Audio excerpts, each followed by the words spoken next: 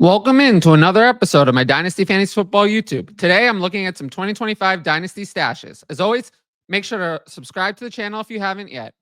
Let's go. So, first player, Cam Akers. So, I actually really like what we've seen from Akers since he went to the Vikings. So, we can take a closer look. This year, 17 games across both his time on the Texans and the Vikings. 104 carries, 444 yards, 2 touchdowns, 4.3 yards a carry, and 14 catches, 68 yards, and 3 touchdowns. Kind of crazy. He said 3 receiving touchdowns on just 68 receiving yards. But even beyond that, he's been a very successful backup running back. Now, why do I have Akers as a 2025 Dynasty stash? Well, he took the backup role from Ty Chandler almost immediately. And we're looking at another free agency period for Akers. So Akers pushed Chandler aside as the Vikings backup relatively quickly. Since week 9, Akers has 64 carries and 10 catches compared to just 12 carries, no catches for Chandler. Akers is just 25 years old, heading into free agency. I do think, look, I mean, these types of players, these running backs are players that we want to keep on the back of our dynasty rosters. Are they super exciting? No, but we know that there are a lot of running back injuries. Not every year is 2024 where every single running back stays healthy. There are going to be running back injuries, and that means that we are going to have running backs that we didn't expect have value at times. So these are the types of players we want to keep on the back of our dynasty roster heading into the 2025 offseason. Now, kind of in the same vein, Miles Sanders. So I think Miles Sanders kind of got lost in the shuffle in 2024. Most of the focus was on, of course, Chuba Hubbard, who played really well, and Jonathan Brooks, return, injuries, all of that. And honestly, did the Panthers really want Miles Sanders on the team? He was from a previous regime, and they were stuck with him because of the dead cap hit. There was no reason to cut him. So they kind of had him, not because they wanted him, but because he was there. He didn't do much. I mean, 55 carries, 205 yards, 2 touchdowns, 3.7 yards a carry, and 24 catches, 148 yards, and a touchdown. He was a backup for most of the year.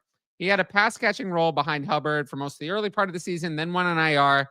By the time he came back for week 18, Hubbard was out for the year, and Brooks, of course, retore his ACL.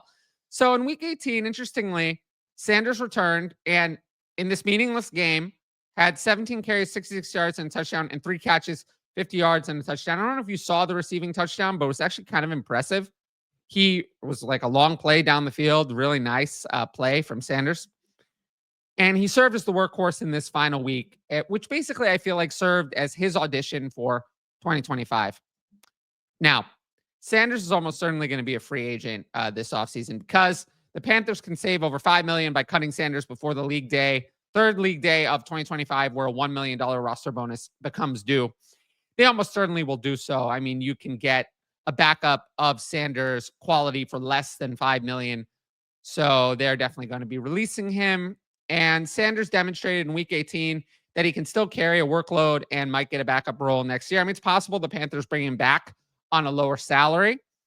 But regardless, I do think this is still going to be a player like in our minds next year.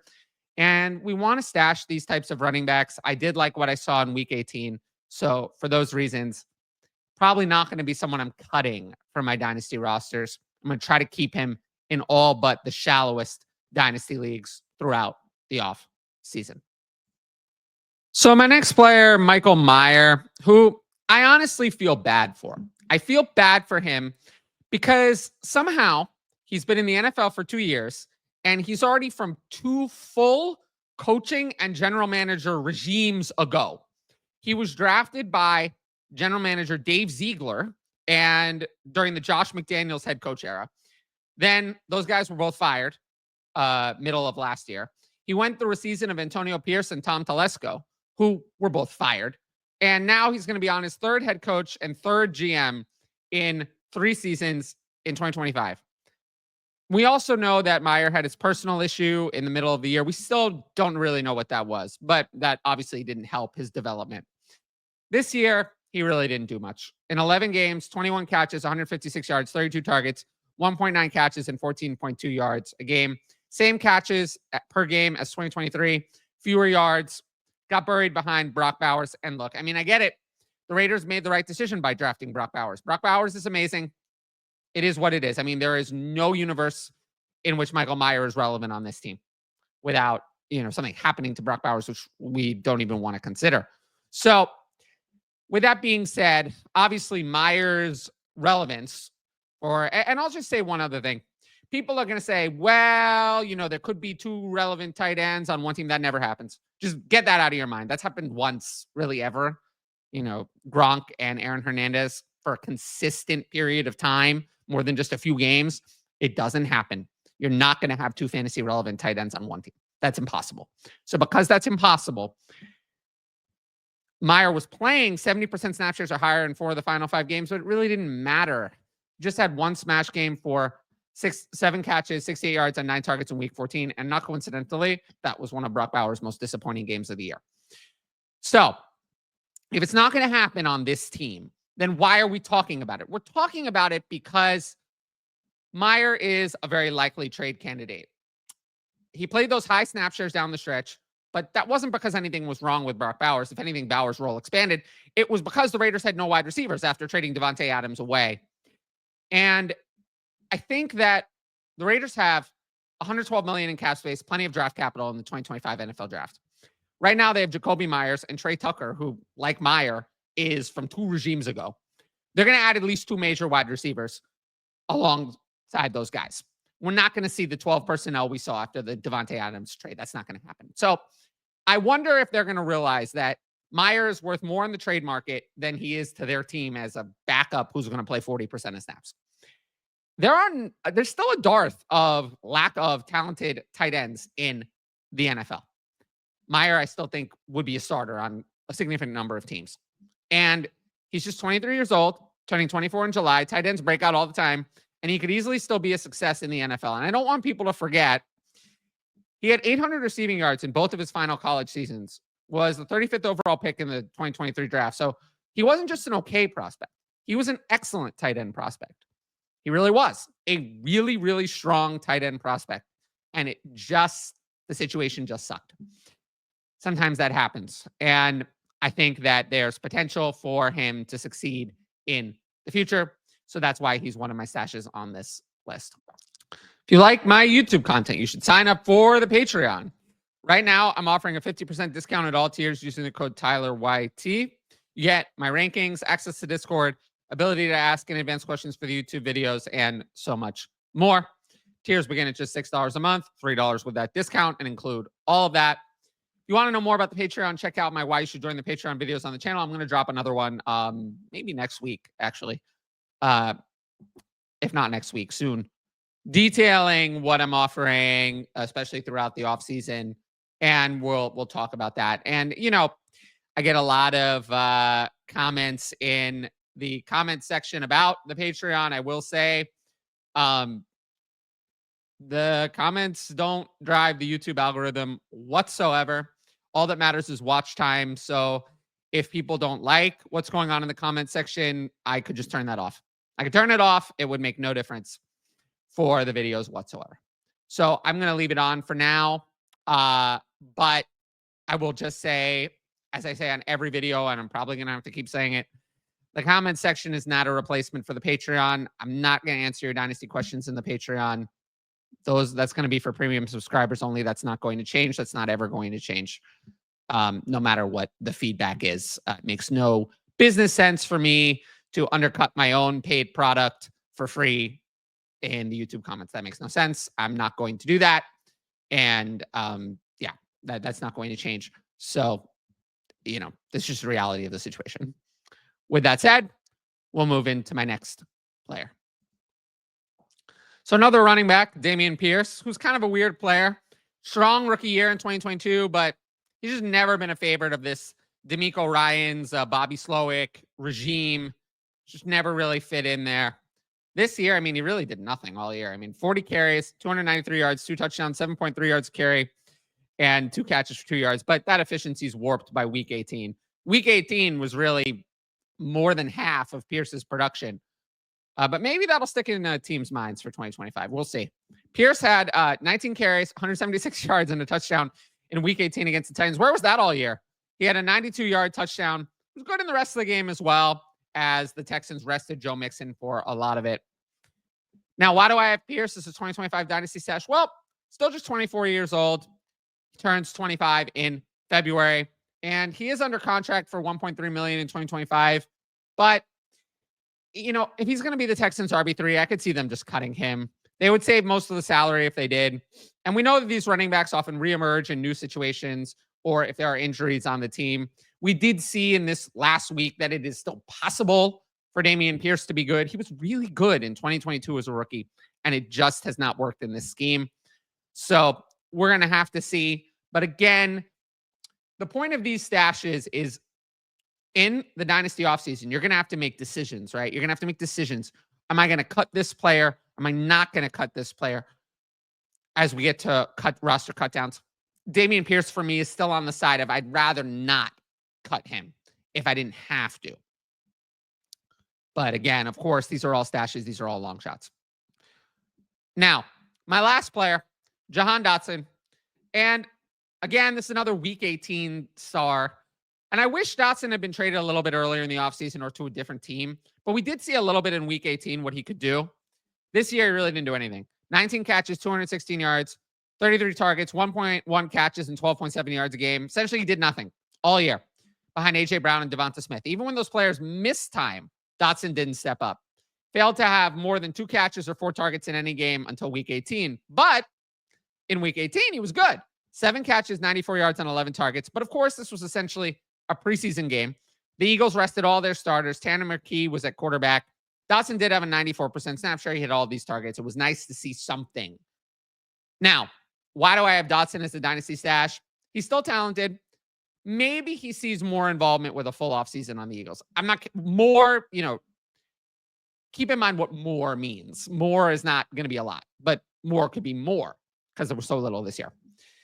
Dotson was very involved in 2022 and 2023 on the Commanders. He still carries first-round draft capital. We know that draft capital lasts in the minds of NFL teams for a very, very long time. So it could help his future career. And I think the trade to the Eagles in August was too late to get integrated into the offense. I'm not saying that Dotson's going to be great. I do think we can see a little bit more than we saw in 2024. And he'll still be 26 years old in free agency in 2026 if he does well in 2025. Again, this is a very deep stash, more for really deep dynasty leagues, those 14-team, 30 roster spot leagues. But in those leagues, he would be someone that I would try to keep. Otherwise, probably not concerning yourself too much with Jahan Dotson. So I've got a couple pieces of NFL news. Honestly, they're both pretty negative.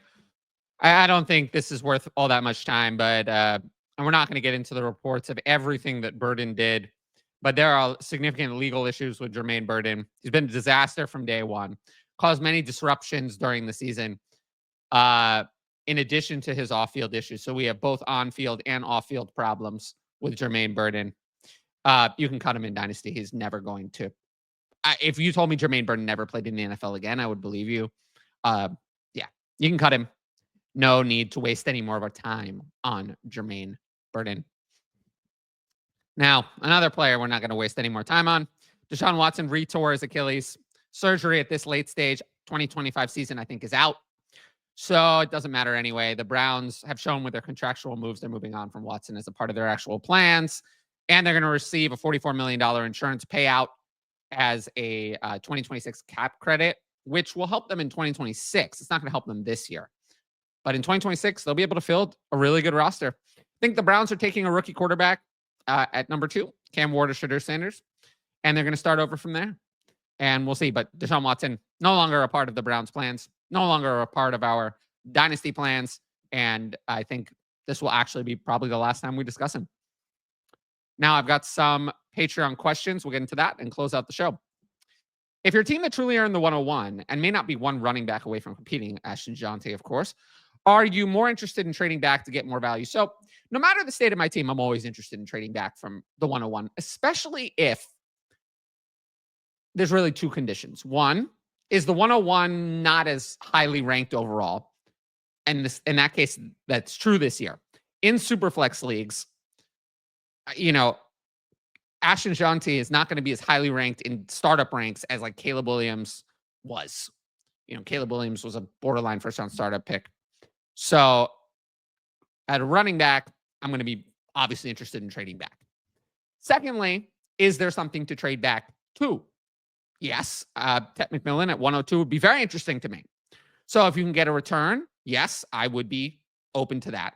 So both conditions are met. The 101 is not worth as much as your average 101, and there is something to trade back to.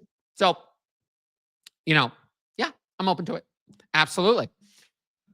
But if 102 was not interested, you might have to get more creative and look for a player or trade out more than a trade back. But yes, I am open to trading the 101. I always would be. But I think this year more so than normal. It has nothing to do with the state of my team, though. That's not relevant. If you were NFL commissioner for one day, what would you fix or address? For me, I'd get rid of Thursday Night Football, or at least get rid of it for teams playing the previous Sunday. The game quality of those games is not acceptable. I don't think 3 days off in between games is enough. I think you need 4 days, and 5, which is your Monday night to Sunday, is preferred.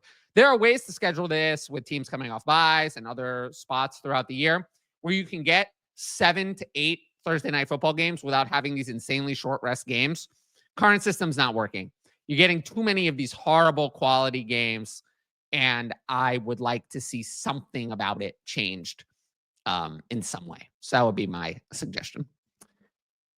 Who are some players where the rankings change significantly based specifically on league format, best ball, redraft, dynasty? So this is Dynasty channel. Anything about redraft and best ball contests, only we'll be talking about that on Patreon.